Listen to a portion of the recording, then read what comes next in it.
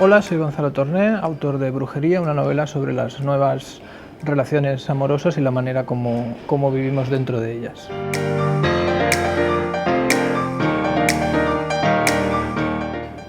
¿Qué nos retiene en un sitio? ¿Por qué nos quedamos al lado de alguien? A menudo me ha parecido intuir una posible respuesta a estas preguntas, pero enseguida se me ha escurrido entre los dedos. Así que no empezaré divagando. Prefiero hablaros del verano en que conocí a Laura Pons, en el mismo pueblecito costero donde de niño pasaba las vacaciones, aunque solo mi madre se instalaba allí durante el verano largo que arranca con el primer sol de mayo y se prolonga hasta que el viento de noviembre impide el baño.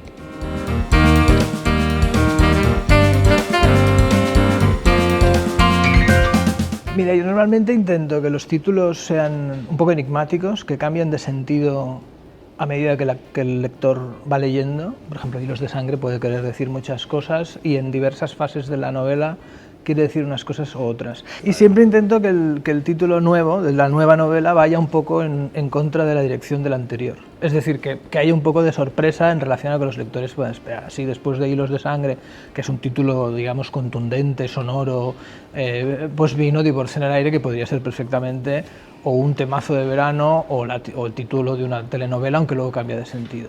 En este caso venía de un título largo, El corazón de la fiesta, que es una novela muy seria, una novela bastante desagradable, muy política, y me apetecía un título que fuera un poco descolocador, incluso para mí. Los primeros lectores que tuve de la novela, incluido mi editor y los lectores más afines, dijeron: ¿dónde vas con este título? Pero a mí me divierte, la verdad es que yo creo que nadie espera una novela de Gonzalo Torné que se llame Brujería.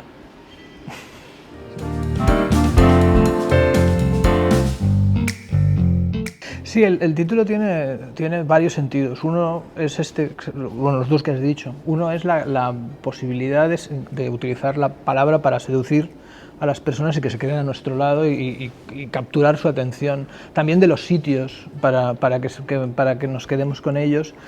Y también esta estrategia de intentar recuperar de alguna manera la voz o la memoria de los muertos.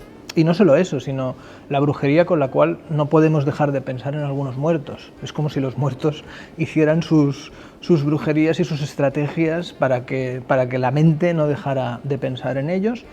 Y algún sentido más que podría tener es aquellos momentos del pasado que nosotros recordamos muy particularmente, ¿no? Leyendo los diarios de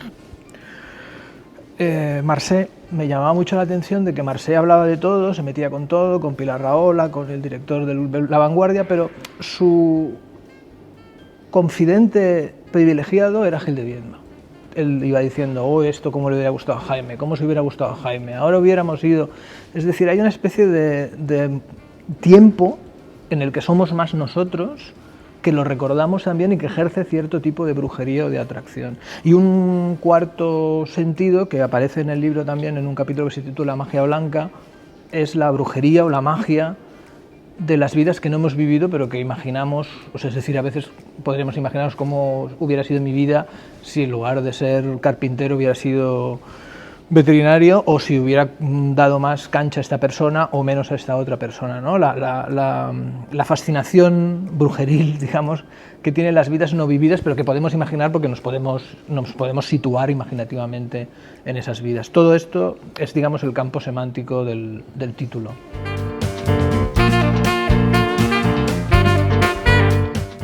Sí, hay todo en la novela, hay como una especie de arenas movedizas de que lo que ha pasado, de que la biografía de uno, o lo que recuerda uno de su vida, de los personajes en este caso, está sustentada o se apoya no sobre pilares muy firmes. No es que el personaje haya sido, yo qué sé, se haya ido a Italia, se haya casado, se haya divorciado por un plan racional. No es que haya leído un libro de sociología y haya dicho: mira, pues yo ahora lo que está bien es tener una pareja abierta, un matrimonio y demás, sino que la novela se fija mucho en el azar, en la suerte, que más o menos es lo mismo, en las capacidades que puedes hacer en función del dinero, en función de la gente que conoces, en función de la gente que te quiere, porque a veces te echan de los sitios sin que tú hayas querido. Entonces, todo este magma de posibilidades truncadas o de posibilidades no desarrolladas están presentes no solamente como pérdida, a veces también como ganancia. A veces nos podemos quedar mirando y decir, mira qué bien que no me puse en el barco con aquellos pesados. Pongo ejemplos muy banales, pero más o menos se entiende. Porque la idea es que nunca jamás habíamos tenido tanto acceso imaginativamente a las vidas y a otras posibilidades, ¿no? La gente pues se casaba en su pueblo, se quedaba en su pueblo, heredaba el bar de su abuelo, y los que sí que tenían posibilidades de vivir igual era la aristocracia, pero ahora mismo nos podemos imaginar en muchísimas situaciones distintas a las que tenemos. Y en todo este magma de posibilidades desatendidas, porque sencillamente no nos da la vida, que incluso nos puede llevar a sentir nostalgia de vidas que no hubiéramos querido vivir, aunque sea por juego, se sostiene la novela. La novela no es solamente lo que les pasa a los personajes, sino el recuerdo de lo que perdieron, de lo que extraviaron, de lo que no han sido. Y hay dos cosas en la cita que has dicho. Una es el tono. Yo creo que lo interesante de la literatura, o de la ficción en este caso, en relación al ensayo, es que el ensayo tiene que hablar todo el tiempo en serio y de manera fría. Es decir, todas las afirmaciones que hace, o mayoritariamente todas las afirmaciones que hace, tienen que ser ciertas, con independencia de la intención que tenga el autor, más allá de transmitir una verdad, y del interés y del tono y del ánimo. En cambio, la novela permite que todas las frases que aparecen, y cuando digo todas es todas, es decir, nosotros podemos decidir cada una de las frases, el tono venga determinado no por la verdad, sino por nuestros sentimientos, por nuestra ira. Están coloreadas por la emoción y también por los intereses, por lo que queramos hacer con la persona a la que le estamos diciendo, ¿no? La que podemos querer seducir, la podemos querer camelar, nos la podemos quitar de encima. Entonces yo creo que lo divertido de la novela es que es una máquina de frases mezcladas con sentimiento, ¿no? Es como si hay metales, pero todo el tiempo embarrados en ese fango de sentimientos. Eso por un lado. Y por otro, sí, yo soy un firme defensor de la imaginación en la ficción. Me parecen muy bien los libros que no trabajan con la imaginación, pero yo prefiero trabajar con la imaginación que con la experiencia. Primero, porque me aburro hablando de mí y terminaría enseguida. Y segundo, porque realmente creo que la exploración imaginativa de las cosas tiene un valor. Hombre, si te pones a hablar de cosas absolutamente ajenas a ti, no.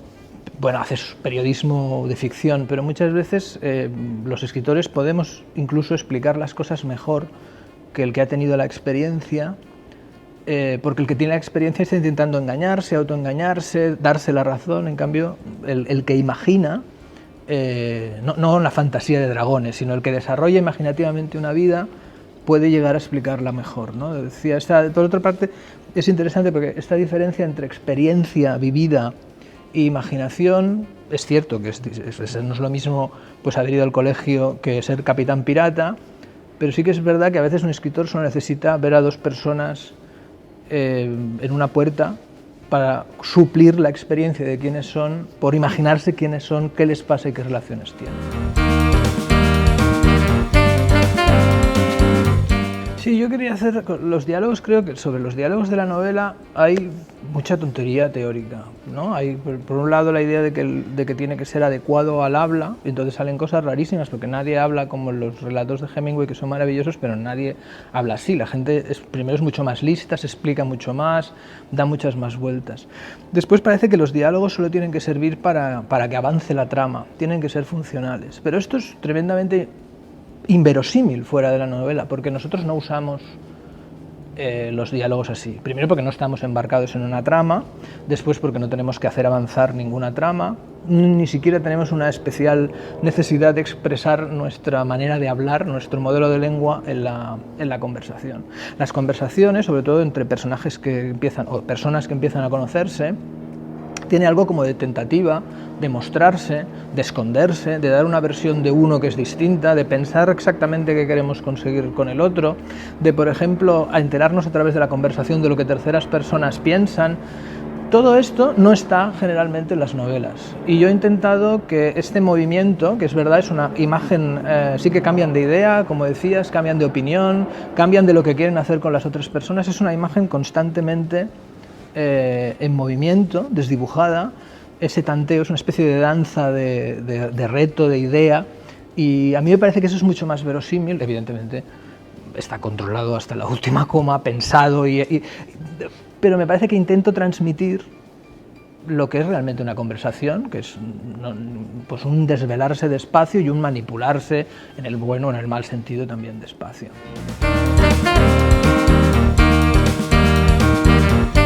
Sí, sí, es totalmente así. Es decir, primero el universo de referencias lectoras de Diego, que no deja de ser un burgués catalán de habla castellana, bueno, de habla catalana, pero la novela habla castellano, es el universo de referencias de esta extraña tradición literaria que no es asimilable ni por la literatura catalana ni por la literatura castellana española, que es la literatura de Barcelona, pese a quien pese. Es una tradición fortísima que además seguramente su fundador escribiera en catalán y fuera Sagarra, pero después están, él lee a Gil de Viedma, lee a Barral, lee a Barcel, lee a todos estos. Esto por un lado. Por otro, es verdad que yo me lo planteaba como una novela, no solamente hay brujería, también hay fantasmas, hay vampiros psíquicos, hay incluso diablillos, y entonces es inevitable que el gran maestro del género, el gran maestro de la espectralidad psicológica, por decirlo así, de los fantasmas sin cadena, es James. De hecho, uno de los homenajes a James es que una de las escenas, la escena más dramática de la novela, pasa en lo alto de una escalera, que es donde pasan muchas cosas de James. Por ejemplo, en el tremendo cuento de Jolly Corner, que es un James, bueno, es el protagonista, después de una vida pululando por Europa, quiere verse a sí mismo como hubiera sido si se hubiera quedado en Estados Unidos. Entonces consigue mentalmente conjurarse y verse el tipo desastroso y luego se cae de la escalera. Entonces ese sería, James es una de las figuras tutelares del libro. Desde luego James no hubiera considerado este libro una marranada de arriba abajo, pero sí es una figura tutelar, como también lo es Iris Murdoch, por ejemplo, lo puede ser Virginia Woolf. Pero sí, desde luego yo creo que no se puede escribir seriamente de fantasmas sin hacer alguna mención a The Master, ¿no? Sí, claro, no es el fantasma de Canterbury no son fantasmas reales, ya le gustaría a él, ¿no? Tú lo has dicho muy bien, una espectralidad psicológica, una persona que considera que vive en el pasado. Hay muchísima gente así. Por ejemplo, la mayoría de escritores españoles de más de 70 años creen que se terminó el mundo y que ellos son los últimos de Filipinas. Entonces, esa manera de pensar, por ejemplo, no es que a Diego le pase eso, pero sí que hay gente y personas que consideran que lo mejor de su vida, el momento que fueron más ellos, quedó en el pasado. Y entonces son un poco los fantasmas de sí mismos. En este caso, además, hay otros condicionantes en la novela, ¿no? Pues es una búsqueda también de un fantasma, concretamente, de una persona que murió y que sigue presente en la vida de Diego a través de visiones, de sueños, de remordimientos, de fulguraciones de la memoria positivas, en ese caso también, porque lo revive. Sí, es la figura del espectro y del espectro psicológico, más que, ya digo, un fantasma pues con su bola y su cosa, que también hubiera tenido su gracia, pero no va tanto por aquí.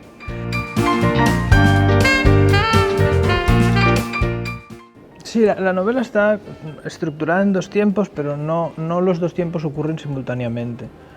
En el presente, Diego conoce a los Pons y los Pons están metidos en... Es verdad lo que dices, que hay condicionantes del paso del tiempo, pero sobre todo están metidos en un barullo de presente y lo capturan un poco para que le solucione el asunto.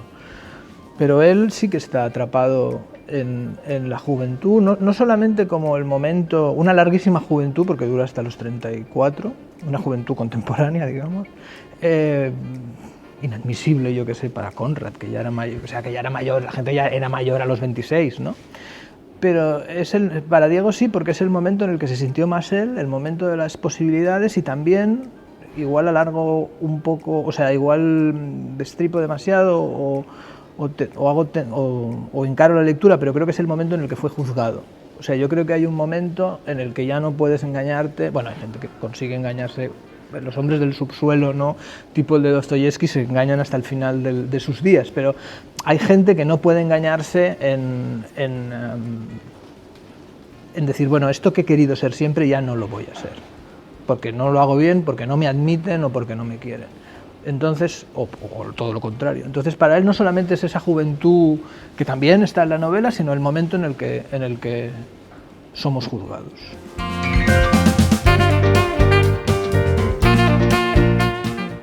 Sí, la novela está en un momento crítico, sobre todo los Pons, que están... porque todos están intentando como cambiar de modelo sentimental, afectivo, erótico.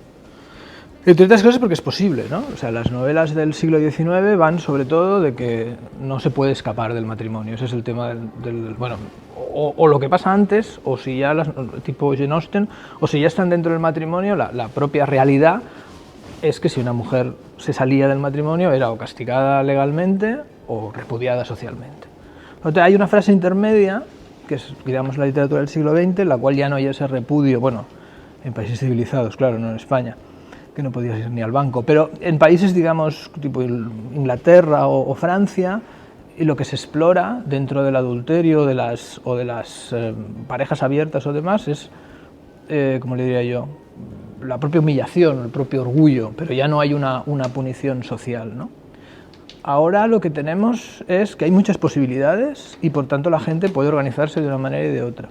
Y puede haber una nostalgia de esa organización. Y lo que hay en el principio de la novela son 3 personajes, los 3 Pons, que están intentando como cambiar de caballo a media carrera.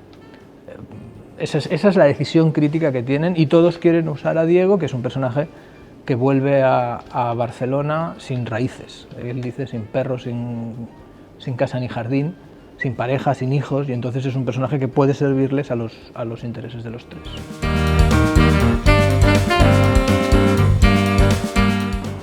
Sí, es una novela. Esto también me viene de la anterior, de cuando terminé El corazón de la fiesta, que es una novela llena de monstruos, digamos. Todos son unos desaprensivos y hay muy poco momento para detenerse a pensar en las emociones o en los sentimientos de los demás. Y aquí al empezar la novela estaba como con necesidad de abrir ventanas en relación a la última, que me gusta como es, quiero decir, la novela tenía que ser así. Y pensé, bueno, vamos a intentar hacer personajes, como tú dices, que están en situaciones amorosas muy distintas y vamos a, en lugar de empezar a reñir y decir, no, esto no es... verlo desde dentro y ver desde dentro de su posición, digamos, desde la pareja abierta, desde la pareja cerrada, desde el que es viudo, desde el que es soltero, desde el que... cómo se ve a sí mismo y cómo ve, del que tiene hijos, del que no tiene hijos, cómo se ve a sí mismo y cómo ve a los otros. Entonces, normalmente el debate sociológico se presta a la moralina, a castigar quién tiene hijos bien, quién tiene hijos mal, o al revés, y por qué, y socialmente, y históricamente, y el momento.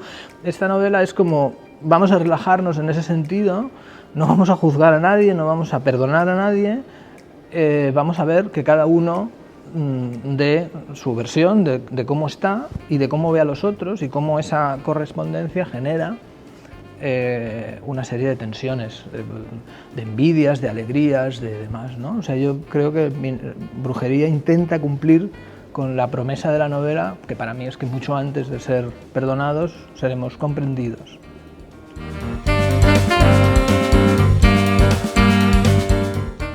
Claro, sí, está totalmente así. Diego aparece como aparece de fuera, no tiene vínculos, no tiene edad, es el depositario de las ilusiones de los 3 Pons, de Julio, de Laura y de Berta. Todos depositan en él, que eso es algo que es verdad que se repite en mis novelas, ya estaba en Años Felices, el personaje que llega, que es casi como alto y mono y demás, y todos proyectan unas ilusiones que evidentemente es muy probable que terminen en decepción. No digo que aquí termine, pero en Años Felices sí termina en decepción. Esta proyección de ilusiones en una persona ajena, una persona nueva, por eso las personas nuevas son tan divertidas, está muy presente en la novela.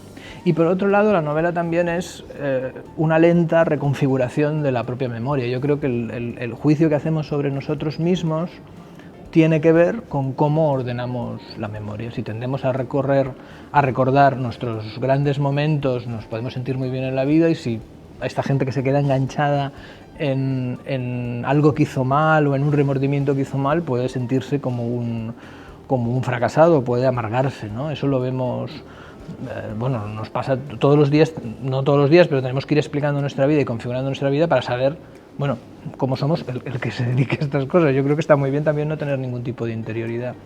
Y la novela también, para Diego, mientras para los otros es utilizar a Diego para algo, para Diego es ver si puede reconfigurar de alguna manera su memoria para que el pasado no le atraiga y lo paralice tanto, porque realmente está paralizado.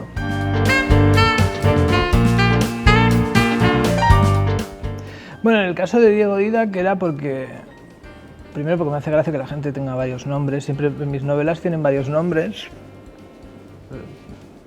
Yo no tengo un nombre que se contraiga, pero me llaman de maneras distintas, y cuando me llaman de maneras distintas quieren cosas distintas.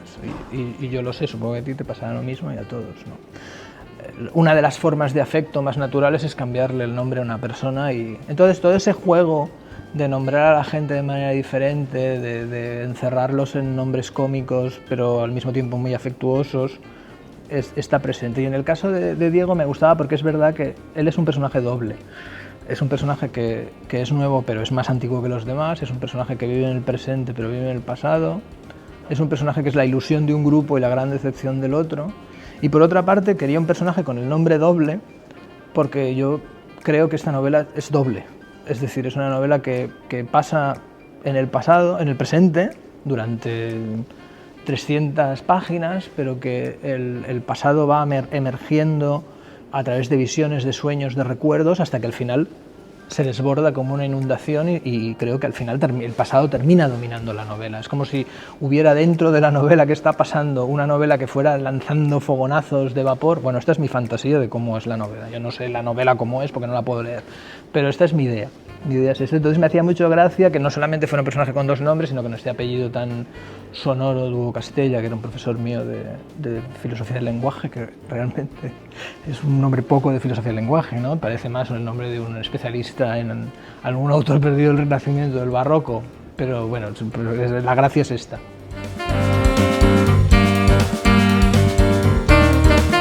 Sí, planteas varias cosas. Una es que cuando me imaginé a Diego, a mí otra falsedad de la novela, de la manera como hacemos novelas normalmente, es que el personaje tiene un carácter y ese carácter lo aplica a todo. Y esto es así, está bien que sea así, yo creo que todos los personajes tienen un carácter base, pero la gente somos más como navajas suizas, que según para qué cosas tenemos un tono u otro. Diego es muy indiferente y irónico con el presente, en su vida como político es un cínico represible, o sea, reprochable lo que hace. En cambio es tremendamente sentimental cuando piensa en su pasado. Puede ser muy bondadoso en todas estas relaciones fugaces que tiene con amigas, con demás, y luego tiene mucha sensibilidad casi mágica con el paisaje, ¿no? Es una cosa que está totalmente varias veces en la novela. Tiene una manera de mirar el mundo que su incapacidad para escribir parece que la ha canalizado así. Entonces quería un personaje que tuviera muchas maneras distintas de ser, yo creo que siendo coherente, pero distintas maneras de ser en función con quién habla, ¿no? Por ejemplo, con Laura es más bien cariñoso, con Julio no le habla, y con Berta, pues en principio es una cosa y luego entra en una especie de juego efervescente entre los dos de eufóricos.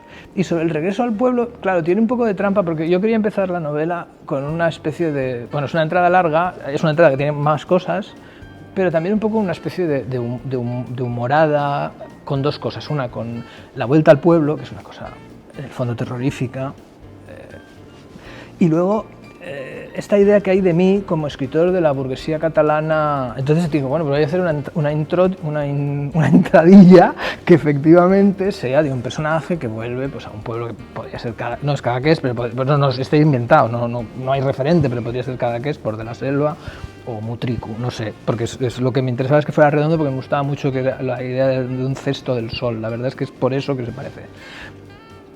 Y arranca así, arranca como si fuera una parodia de mí mismo, de lo que suelen decir que son... O sea, si yo hiciera las novelas que dicen que hago, pues igual serían así. Luego hay más cosas y en el fondo yo entiendo lo que me dicen cuando me dicen lo de la burguesía catalana. Es verdad que para mí son más transversales. Pero sí que, claro, cuando tú dices lo del pozo, cuando sabes lo que ha pasado en esa casa, es verdad que tiene un valor que, aunque nosotros no lo sabemos al principio, él está dispuesto a enfrentarse hasta el final con lo que pasó en esa casa, ¿no? Y cambia mucho el pueblo, ¿no? El propio título del primer capítulo, que es Verano Bomba, que parece como una canción de, yo qué sé, luego tiene otro sentido porque es un graffiti que él ve cuando pasa una cosa. Y luego hay todo el final, que no podemos destripar, pero que yo creo que sí, que esas catarsis como de risa, de que vuelvo al pueblo, veo una vaca y me siento y toco el estiércol y estas cosas, tiene una dimensión distinta, que es que realmente hay, bueno, tú lo has dicho antes, hay un poco de exorcismo al final. Claro, el asunto de Diego es que él plantea que se perdieron sus amigos, que son Álvaro, Godel, Amanda, Clara y Val, que los repite como si fuera también un conjuro para retenerlos y para retener a sí mismo, pero no nos acaba de explicar nunca por qué se fueron. O sea, hay evidentemente las energías de la vida. Él dice, da muchas versiones, porque las chicas, sobre todo, Laura y Berta, están muy interesadas en que están ellas confesando, y él se mantiene como si fuera una...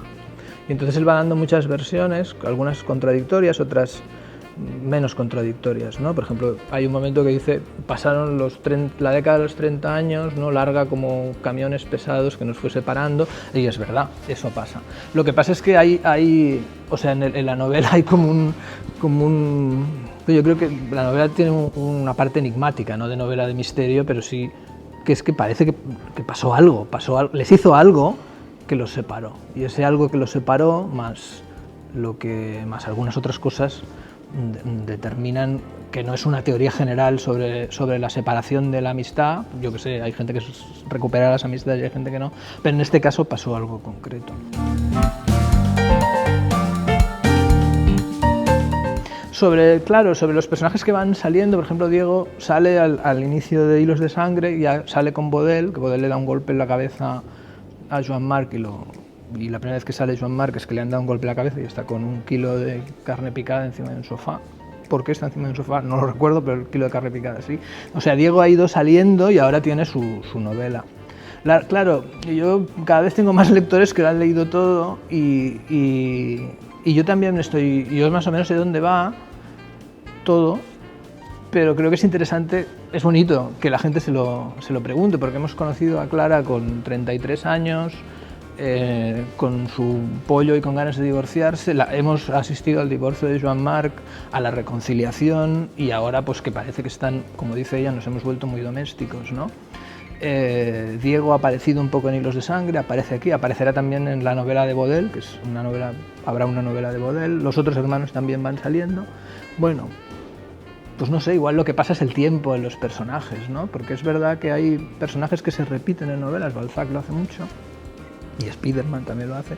Quiero decir que hay distintas versiones de mundos compartidos, pero no lo que me va gustando, digamos, porque no es que yo tenga un plan férreo ni lo vaya diciendo por los sitios, porque hemos hablado y porque lo sabes, pero yo no voy diciendo que tengo una tetralogía y que ya vais a ver. Pero sí que lo que voy viendo yo, como autor, me voy sorprendiendo, es que sí que se ve un paso del tiempo que yo cuando empecé a escribir esto a los 33 no lo esperaba. O sea, yo igual ya hubiera terminado con Clara, pero me gusta verla evolucionar, me gusta verla que pasa. No sé, igual se mueren un poco antes que yo y los vemos morir a todos, no lo sé. Normalmente se repite, hay una frase que se repite mucho en las novelas, que es os he visto morir a todos, que es de Lost. Hay muchas frases mías que se repiten de cosas de series y tal, pero igual, no sé, igual la última de mis novelas se titula os he visto morir a todos, o nos has visto morir a todos, no lo sé, no tengo ni idea.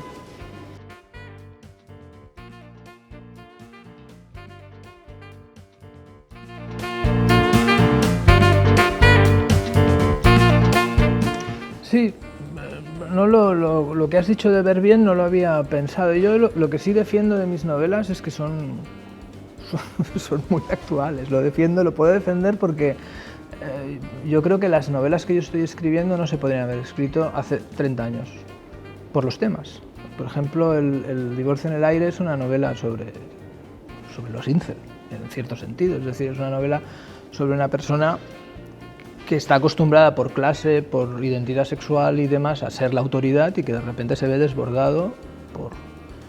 Eso no se hubiera podido escribir hace 40 años, porque eso no pasaba, ni 30 años, ¿no? Y que la novela va poco a poco aceptando, con el encuentro que tiene con la chica transexual, pues que hay otras maneras de vivir y al final se tira al agua para purificarse. Esa novela es impensable, no la podría haber escrito ni Saul Bellow.